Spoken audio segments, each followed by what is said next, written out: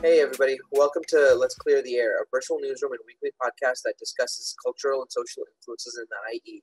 In an era of misinformation, we're a platform that gives fact-based refreshers on the basics of mobilizing your community, as well as sidewalk and expert-level perspectives on various topics and issues in your neighborhood and abroad.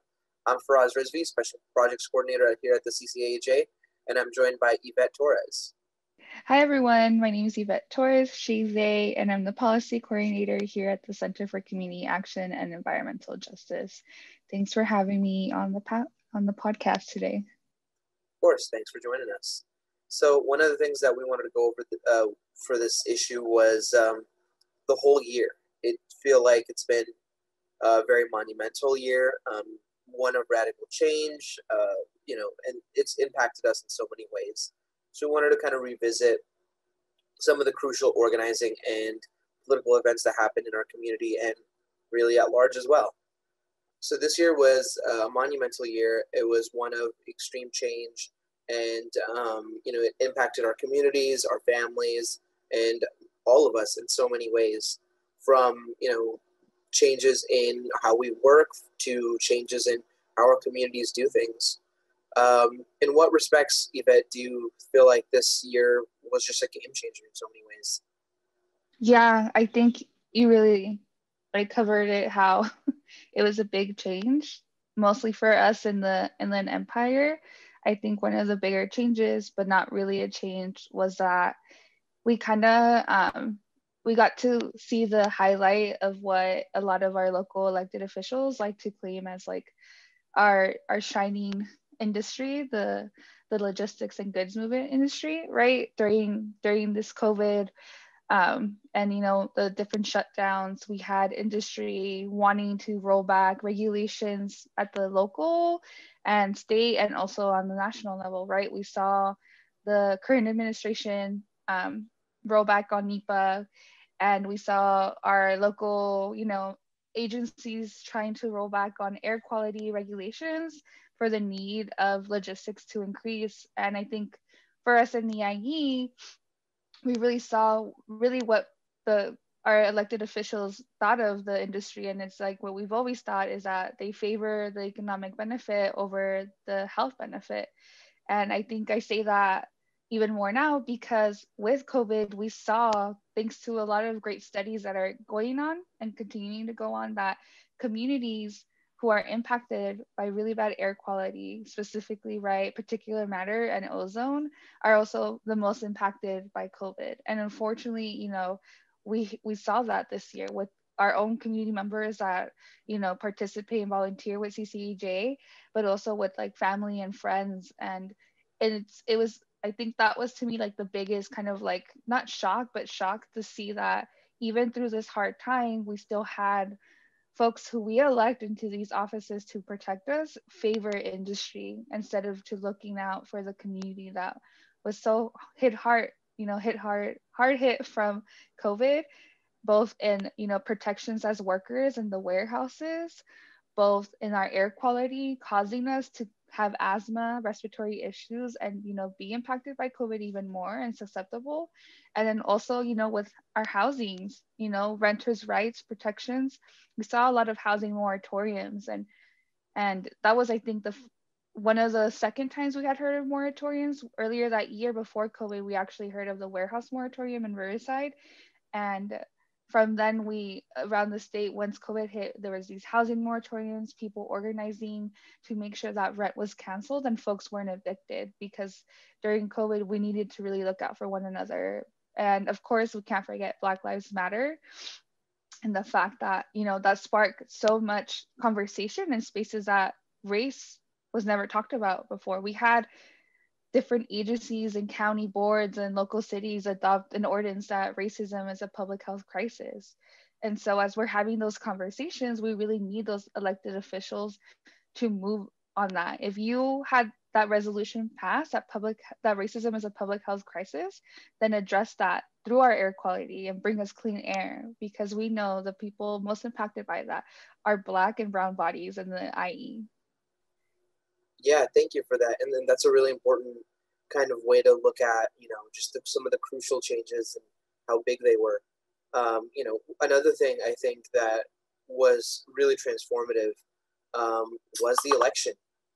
This election was done in ways that we didn't realize could happen. It was all digital organizing, and the stakes could not have been higher.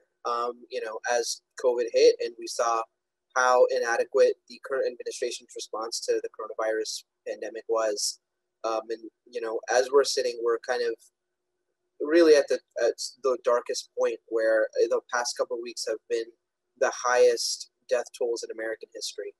Um, we're coming into a new presidency, and that's going to be, even if people don't believe that um, you know changes of parties will really change how our communities work. At the very least, this ousting of Trump is probably one of the bigger issues, especially how he handled the coronavirus. So I want to talk a little bit more about our communities and some of the things that we saw. So speaking about some of the larger issues that have impacted us on a national level, on a state level, and really just as a country, delving deep into kind of our communities, what are some of the big changes that we saw, and what is the landscape of IE currently? When we look at the big changes that happened this year and some of the policy issues that we're fighting, there were some victories as well as some things that we wish went our way. So in that sense, are there specific areas where we succeeded or excelled? Yeah, actually, there were a couple great policy changes this year, even right through COVID. It was amazing to see community really come out and organize digitally, of course, um, for these policy changes. And even before, right, COVID, one of the really big ones was the ACT rule, or the Advanced Clean Truck rule, that passed in CARB June of this year. We saw community, mostly in the IE, come out to CARB even before COVID, right? CCEJ was part of that, who took some folks up to Sacramento to testify at the CARB meeting and really speak on why we needed an advanced clean truck rule. And so those same folks, were also part of a huge crowd of collaboration between environmental groups, environmental justice groups, social justice groups, labor groups come out to really say we need this rule digitally, of course, in June. And so it was really great to hear so many so many folks testifying as to why we needed this rule, mostly in the IE, right? We need zero emissions, not near zero, but zero emissions since yesterday in the IE.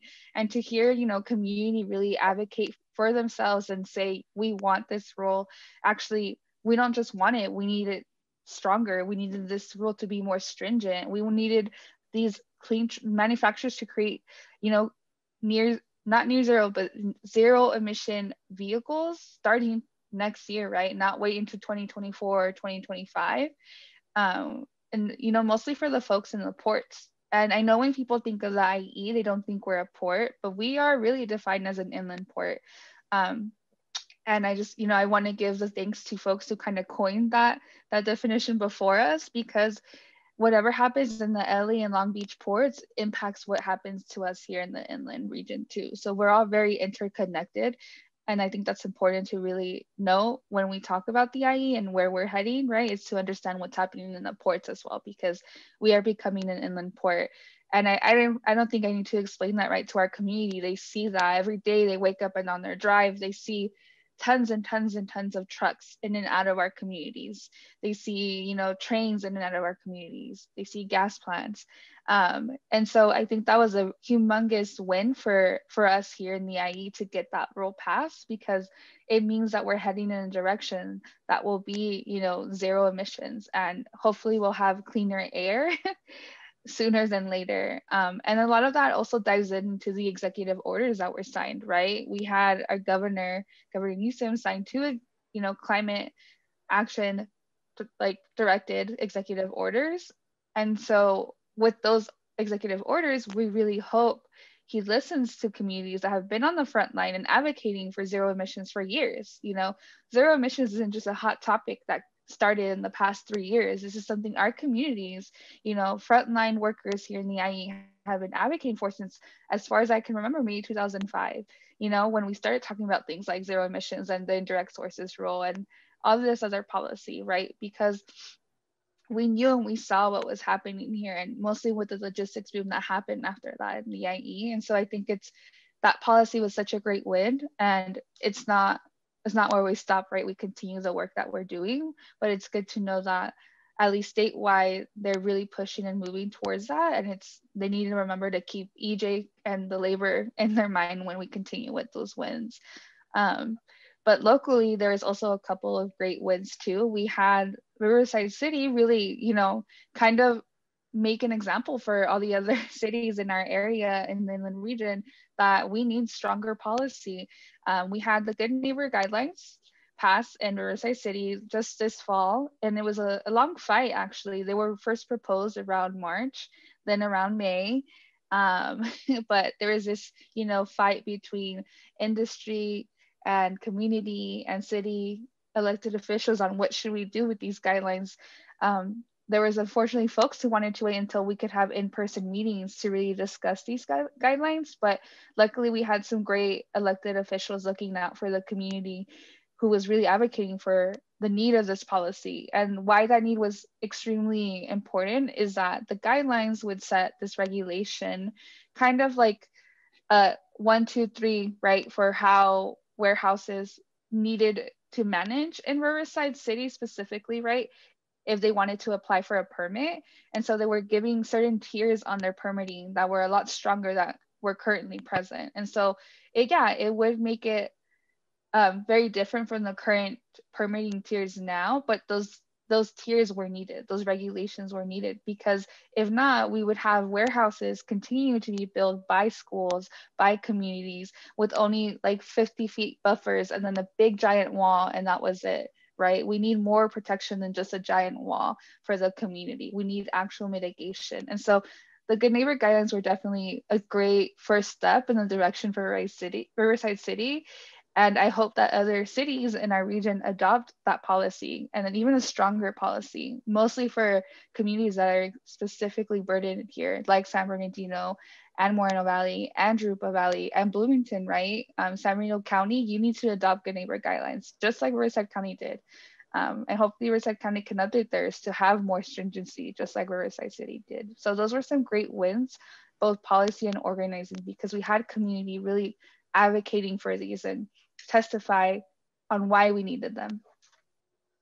Right, right. And, these policies weren't just overnight. These were things that, communities have been pushing for a really long time. And the fact that we were able to kind of get them at such a critical moment, one of the things that we saw, especially this year, was a huge rise in e-commerce shopping that led to like a massive influx of trucking into our region, just because of lockdown orders. People were buying from home. And so, as this becomes more normalized, and, e-commerce starts catching more of consumer sales, we're going to be seeing an increase in how this functions. And so we need these guidelines to make sure that our communities are protected and that industry isn't just looking at, Riverside and San Bernardino counties as just, no regulation, cheap land and cheap labor. If they want to come here, they need to abide by, the rules of our regulators and make sure that they're really being good neighbors, like the policy says. I think something that does seem like it was also another big, not a victory in the same sense, but something that showed the way our communities can come together was some of the mutual aid work that happened this year. Would you like to, talk a little bit about the mutual aid work and how that was? Yeah, I think it was so great to see not only like folks at CCAJ, but other community groups, and not even groups, right? These were just everyday community residents saying, what, we need mutual aid. We need another option besides waiting on, government support that we may not even get, right? The resources, unfortunately, aren't aren't really here in the IE sometimes, or it seems that way, right? When we compare ourselves to other counties that may have higher resources or support. And so we saw a huge spike in mutual aid happen. And luckily CCEJ was part of that for a long moment, and hopefully we continue to be part of that, and we can come back to working on that. But we had everyone from CCEJ and volunteers, every week go out and deliver groceries to community that really needed, that aid and that help. I think at one point we were also helping financially, right? And a lot of that came from donations from the community itself, right? To help fund those mutual aid packages. And it was just really great to see that, because at a time that there was so much going on, so much fear, um, you know, we, like as staff and we as community, really decided to step up and support one another and be a collective. And I think that's really what's important, is that we talk about that collective thinking and that collective organizing. And I feel like that's really at the root of, a community and organizing here in the IE, is that collective way. And so it was really great to see that, and shout out to, a lot of our organizers like Gabby, who really put in a lot of work for that, and other folks, right, that really helped with every part of it, right? So that was something that I think to me was definitely a success for this year, just to see how we can all come together. And even during these times that were so tough and continue to be tough, right? We were able to help one another out, whether it was with that, volunteering to support, or donating money, or, even just checking in on someone, right? If you have neighbors, like checking in on them, send them a letter, let them know if you have that capacity, right, to support them. I think it's important to be collective and look out for one another, because then you establish that relationship, right? And then you can start to talk to them about, like, hey, do you know what's going on in the IE? Like, let's get involved, let's organize. Whether it comes to, warehousing, our air quality, or, racism. And so I think it's a good first step into establishing those relationships. And I'm really glad we were a part of that. Yeah, likewise. It was really empowering, and I think it really stresses uh, the kind of difficulties that we went through as a community. But in the end, we really, the lockdown orders, the quarantining, instead of driving us further away, it really highlighted new forms of solidarity that we were able to find through digital organizing, through our ability to come together. I mean, even now, for example, this conversation, we're in different places, but are able to kind of talk about some of the crucial issues that are going on in our communities. And this is something that I think was replicated in so many ways, through the mutual aid, through different projects, through new ways of coming together, of organizing, of being a community. There were also, of course, so many losses this year, not just in terms of community members that we lost, but as well as things that did not go well. That this was a year of crisis. Would you want to talk about some of the bigger problems and issues that also kind of didn't go our way during the year? Yeah, I'll start. I feel like there's just so much, right? And it was so unfortunate because it was so many layers to it, right? We had not just COVID, but we had, like losing community and friends to COVID, work, a lot of like mental health issues rising, right? Domestic, and there's just so much going on, and folks going homeless even at times, right? Um, and so it was a huge lesson, like you mentioned, though. It also kind of created this like unification between us, like as community in the IE. But I think one of them, like, with a lot of the policy that we worked on this year, we did have some losses, and we know, we're not used to only wins. We know that the losses are also a part, because it's a much bigger fight, right?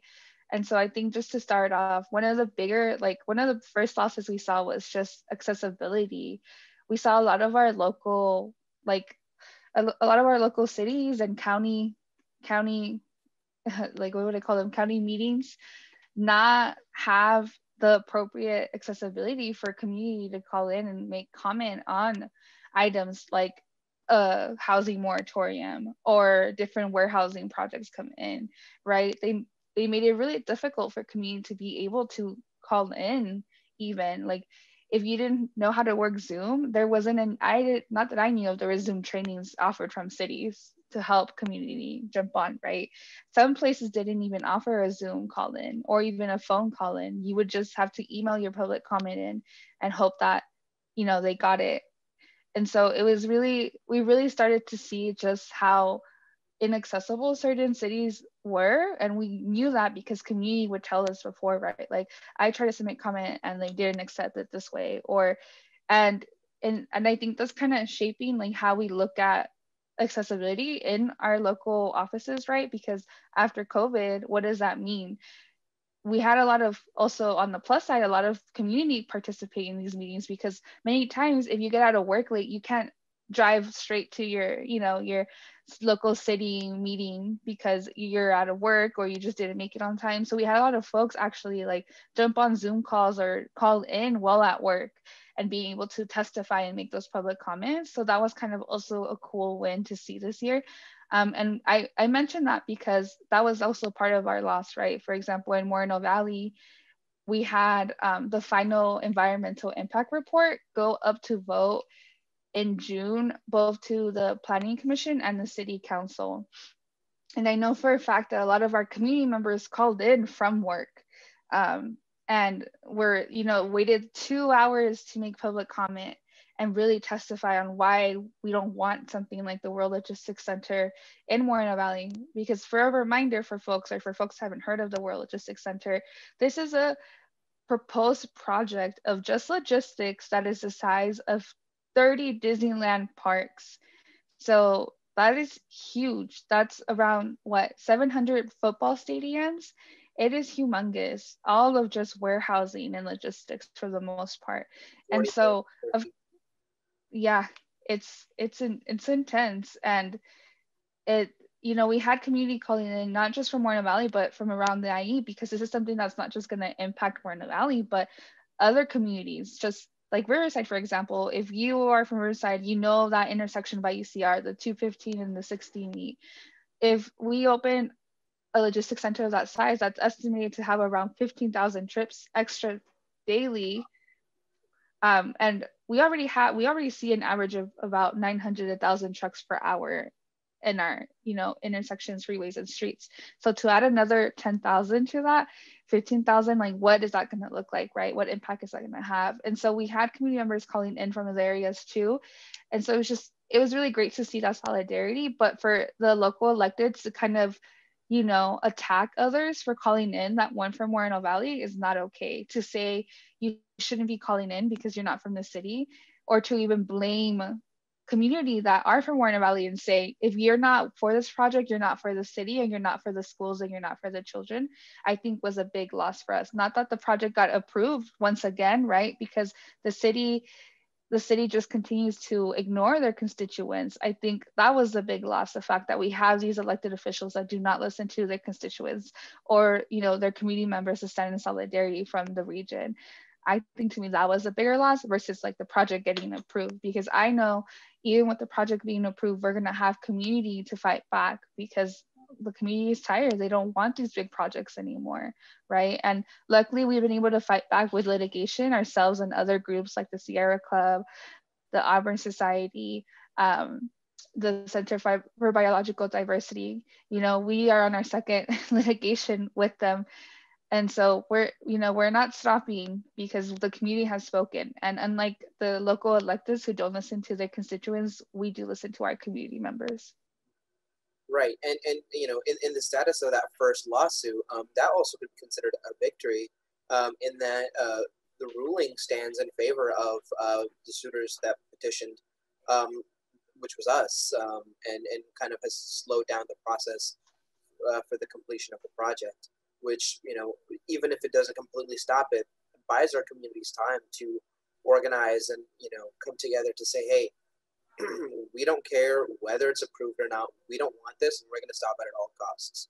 Which is, I think, how community feels about these this specific issue. It's, I mean, the way they approved it using cap and trade really shows how these neoliberal programs are just band-aids onto the system and allow for richer communities to, you know, profit off this green, these green policies, but pollute, black and brown poorer communities. But I think this is a really good place to, discuss some of these issues. I think another big um, loss was the approval not just of the World Logistics Center warehouse, but Fontana warehouses, Colton, proposed facilities, really all over the Inland Empire to kind of keep up with the supply chain demands of all the imported goods that are coming in. Like you said earlier, everything that happens at the ports of Long Beach and LA impact us here. And what we're seeing is more imports than ever before in Long Beach and in LA. And it's making its way here. And these goods are creating a shortage of warehousing space, which is now creating more of a need for warehousing. And so this is something that we kind of saw across the board. Could you speak a little bit to, some of the community responses that we saw and, issues like Fontana? Yeah, of course. I think just to even point out the fact that, while we started to see the second and third waves, instead of city council saying like, you know what, we should put a hold on all our projects for now because community are already dealing with so much with COVID. Um, and it's kind of hard to come in as community and testify or even know that these things are happening when so much is going on, right? With not only are you working, but there's like COVID happening around and you have to take these extra protections. And look out for your family or friends who are sick or yourself, right? It's another whole mental and physical state. And so to me, for a city council to come in and push in the matter of a month, like 3 to 4 to 5 different warehouse projects is not okay. For you to just, in a time where there is a third wave rising, and for you to propose that many projects and put them in and get through is not okay. Even worse, when you have more than 50 of your community members calling in and making public comment on saying how tired they are of warehouses being proposed and built. And it's not even that they're being proposed and built, they're being proposed and built in areas that are right next to houses, not even less than a mile away from schools. And this is a community, Fontana specifically, that is already impacted by a lot of warehousing and train, right? They have the train lines that go right through Fontana. And so for the city, to continue to build and expand on logistics is just not okay. This community is tired. And actually, they're so tired, they started to really organize themselves into a collective, actually. And so that was really great to see. We see those community leaders really organizing themselves, and they were hosting like Zoom meetings, and we were very lucky at CCEJ to be invited to one of their meetings and really like witness the power that is in the community and remind us the power is here with the community. And as long as they're fighting and moving forward, we're not going to stop, right? We're going to support them in whatever way we can. And if if that takes us having to sue the city for not following the general plan goals, which by the way, Fontana has an EJ element, which is something that is required thanks to SB 1000. And in that EJ element, it talks about lowering air contamination and emissions, providing clean air for the community, accessible open spaces, but none of that has been completed or even honored because they continue to expand in warehouses. So yeah, that's a violation of your own policy as a city. And the community knows that, and they're tired. They want parks, they want open spaces. They don't just want these huge logistics goods coming into their neighborhoods, specifically by schools, right, and homes. That is not okay. And so we see them organizing, and it's really inspiring that even with COVID, they're digitally organizing themselves. They're jumping on Zoom calls at 7 or 8 p.m., even 9 p.m. right after work because they're tired and they want to protect their community's health. Yeah, no, and this element of community organizing is, I think, taking off in ways that I never saw before. And I think it is partially enabled by some of the tools that we've discovered. But I think, it does come back to probably the one of the most transformative moments in the country, which was the Black Lives Matter protests, where I think people realize that to get the change that we need to do it ourselves. We cannot wait for, any savior to come in and say, hey, I'm putting a stop to this. Communities need to take it into their own hands and say, enough.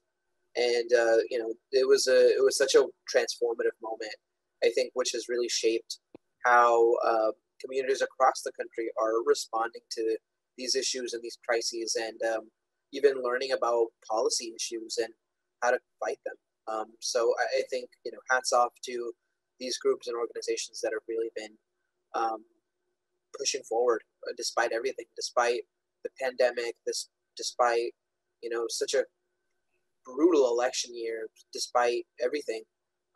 They're going forward and saying, no, we're going to get the change that we need. And even though these warehousing projects, that were rushed in were a big loss in our community, I think the change that is coming will be an even greater victory. So, going over the trajectory of where we've been and how transformative this year has been, we all know that although things are still unpredictable, no one in last January or December would have predicted how this year would have gone.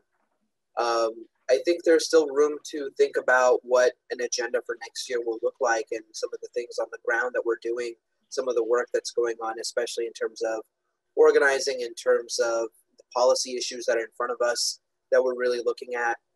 Yvette, would you like to speak to where we go from here? Yeah, I'm like, I don't even know where to start. There's always so much right going on, even through like this pandemic and everything that's been happening. Um, I think like one way I want to start is that hopefully this year we get a ledge cycle, right? That's pretty normal. I know last year we had a bill that we were pushing for as CCJ, SB 1070, which was also known as SB 1002.0. So this bill was going to add teeth to to the already EJ element, but actually add more of that, because as we saw and we've seen in the IE, even with the EJ element, like in Fontana, industry still coming in, and so we really wanted to add more teeth to that, and that was a ledge bill we were pushing for last year. But because the ledge cycle stopped, right, everything stopped because of COVID. Only certain legislation was able to move forward, and that one was put on pause.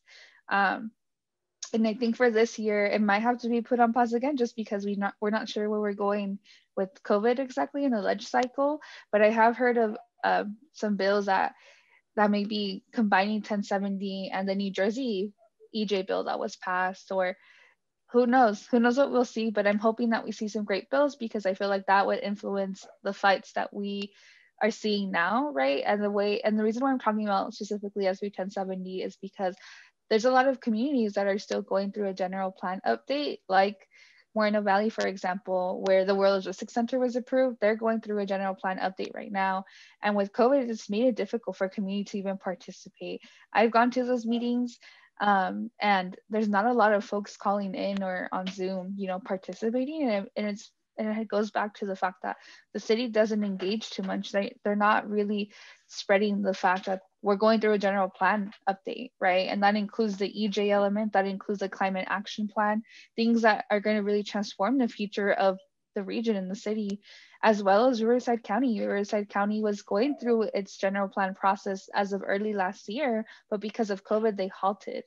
And now they're moving forward with only the housing element. And so they've also haven't done their best and letting community know, like, hey, we're not moving forward with the whole general plan process, but just our housing element. And so there's community asking, like, are we still going through a general plan process as Riverside County? And that's super important, because that's looking at unincorporated areas, right? City areas in the community that don't have a city government to look out for them. It's the Riverside County Board of Supervisor that does, and that includes a lot of our partners in the Eastern Coachella Valley, right? And so a lot of, which are also EJ communities. And so these housing elements and EJ elements are extremely crucial. And so it's important for folks from these communities to really get involved if they can, even if their own, county isn't doing that advocacy to get them involved, or their cities like in Moreno Valley aren't doing that advocacy. I think it's important if we have that capacity to get involved. And so that's definitely something that I see for this upcoming year, right? Is that fight in the local land use, as well as in other spaces of policy. We have another huge policy that's been in the works for many years, and it's the indirect sources rule, also known as ISR. And the indirect sources rule has different parts to it. So there's the warehouse, the rail, the ports, anything that's right an indirect source. And so right now, this is through our regional air district, so the South Coast Air Managing District, and that covers LA County, Riverside County, San Bernardino County, and Orange County. And so all of these different counties, we're all under the same regional air district, and we're all fighting to get this rule passed, the warehouse indirect sources rule. And what this rule will do is push for zero emissions to really be at the front of the different logistics and goods movements in our areas, right? It's really just helping with the rules already passed at the state level, with the executive order, right, that the governor already put out, that he wants to move to zero emissions by 2045. And so this rule is going to help support that, because different warehouses are going to have like a menu point system, basically, right? So out of this menu, these warehouses are going to have to meet, like, say 50 points from there, and they could get their 50 points from one, purchasing a zero emissions vehicle, or one, installing another like 50 points by installing like an electric charging station. And so it's something that's going to be needed anyways in the years to come, right? And so this rule is really just setting up these industries to head in a direction that we'll be at in the next 10 years, 15 years. And it's really needed for our communities here in the IE, because we see, again, thousands of trucks per hour in and out of our communities where there's schools and homes. And so we want those trucks to be zero emissions if possible, right? Besides to continue to have our diesel trucks coming in and out and hurting our air and our health. And so that's a huge role that's coming up to vote sometime in February or March. And I would encourage anyone to contact us and get involved and, make public comment. And luckily right now, right, public comment is through the phone or through Zoom. And so you could be multitasking and waiting until you make that comment. You're like, and you just testify, you just say why you need this rule, right? If you're in the IE, let them know how difficult it is for you to even leave your house in the summer, right? We have the worst air quality this year. Just 2020, we had 7 out of the 12 months be bad air quality days. That is not okay. And so that's just so important for us to kind of share with our board members, who happen to be, for us, right, Manny Perez from Riverside County and Janice Rutherford from San Bernardino County. So these are our elected officials. We voted them in. So we need them to really step up and, right, for the benefit of our community in both health and economics, right? Because eventually we're going to have to switch over to zero emission, really pass this rule and advocate for that. But besides on the policy front, we also have a huge fight in the Colton community right now. So I know a lot of folks have heard for around like the past 10 years mentioned of something called the high-speed rail, right? So the idea of this train, an electric passenger train that would get you from LA to SF in what, less like in an hour or so, in 2 hours. And we're not, I think that's great, the idea of electric trains and electric passenger trains. I'm all for it, and I would definitely push for that. But I think the way that we propose these projects and move forward with these projects has to be looked at in a holistic approach, right? And see what that impact may look like, right? And for Colton, is that BNSF, which is, not in charge of the high-speed rail authority, but seems to be working very closely with them, which to me doesn't make sense, right? Because one is a state authorized project and the other one's a federal, industry. It's Right, not even an authority, it's a federal industry right. working with the state agency. That to me, I'm just like, it doesn't make sense. But so through the high speed rail, BNSF is actually expanding themselves in Colton. They are proposing to build an intermodal facility in the community of Colton to accommodate for passenger trains such as a high speed rail to travel from Anaheim to LA. So these, and that's, this is where the issue is as well. There's not going to be an option for a passenger train to come through Colton or San Bernardino. But you know what is going to come through Colton and San Bernardino? More freight trains. And these trains, right, create as much pollution as these trucks. Not to mention the trucks that are going to come in and out of these intermodal facilities, right?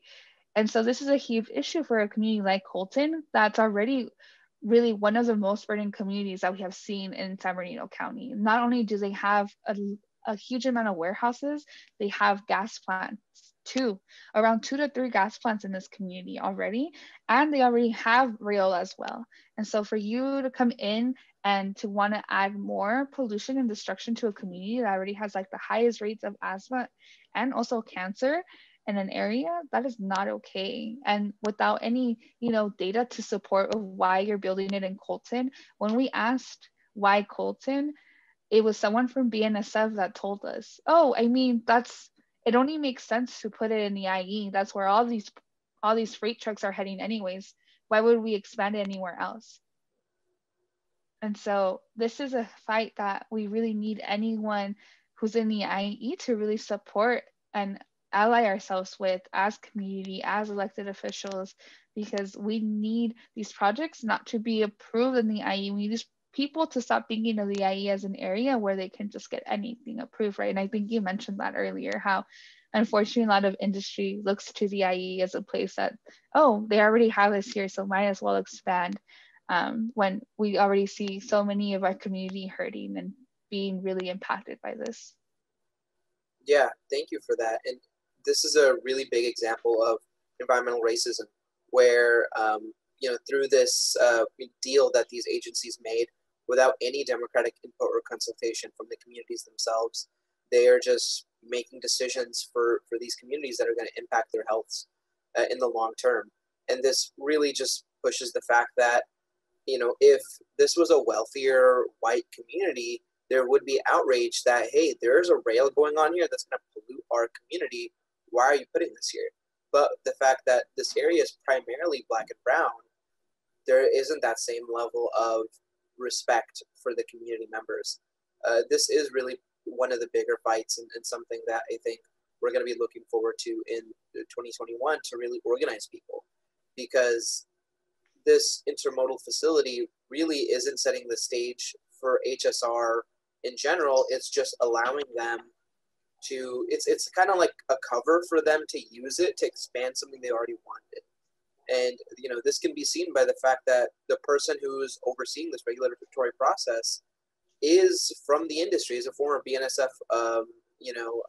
executive, LaDonna DiCamillo.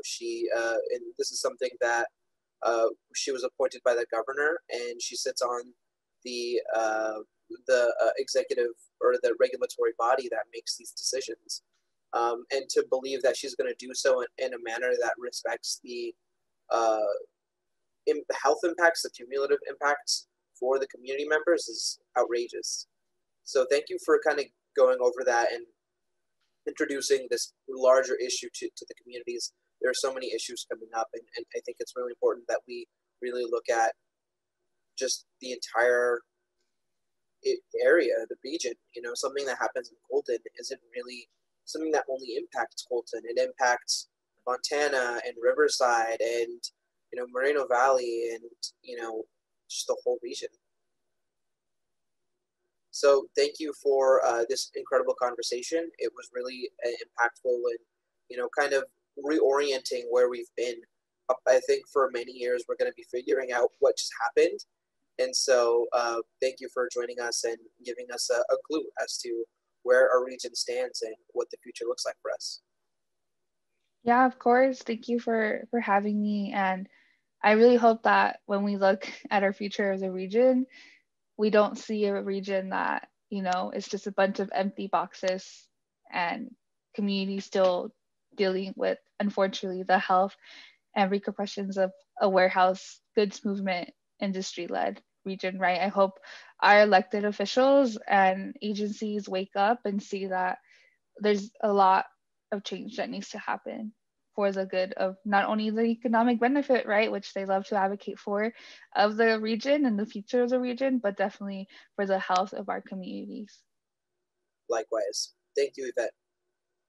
Thank you for joining us on this episode of Let's Clear the Air, where we discuss local issues that affect our economy, our society, and our communities. You can find more information at ccaj.org and follow our socials at ccaj on Instagram and on Twitter. Thank you for your time, and we'll see you next time.